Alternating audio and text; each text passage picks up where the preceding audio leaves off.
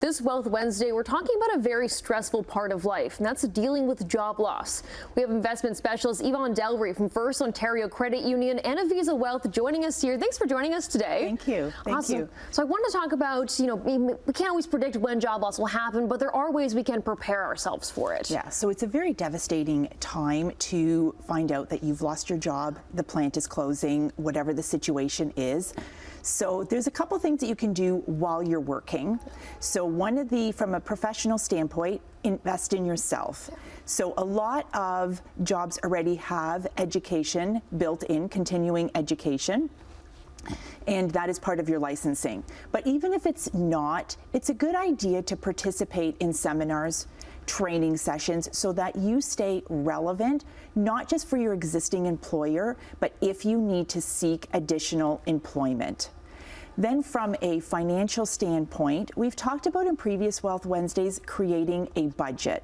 So understand what your spending habits are, what are your fixed expenses, what are your discretionary expenses.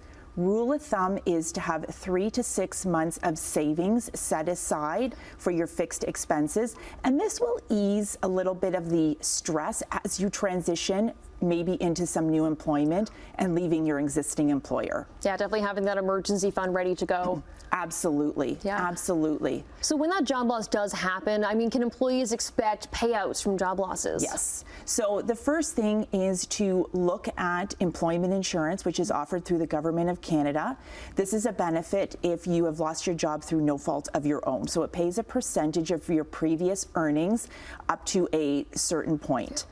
There is termination pay that can be expected if you do not get pre-notice that you're going to be terminated, and this would come from your employer. So it is a lump sum up to a certain amount.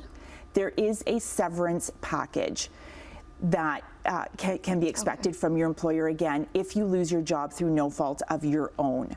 So this can come in two forms, either as a pay continuance, which means that you get systematic kind of payments, and income tax is then paid as you receive the funds, or you can receive it as a lump sum.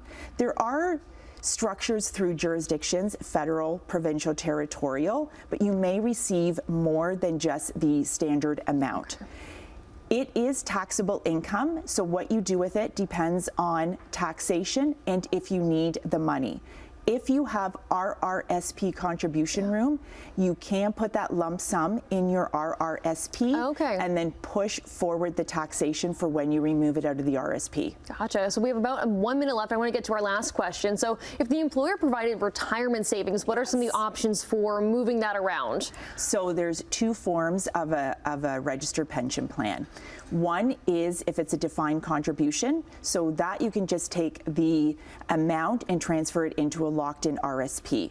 If you have a defined benefit, then you can either keep it with the existing employer and receive the monthly payments upon retirement, transfer the accumulated lump sum to a financial institution of your choice, or transfer it to a new employer if they're with the same jurisdiction. We want to also stress, if you are concerned that you are not maybe getting compensated adequately, please seek legal advice and make sure that you know all of your options. So dream, plan, achieve. For sure. Well, thank you for all of these tips. Very, very helpful for us. We're going to get all of that up on our website, chch.com. We'll have more Morning Live for you coming up right after this.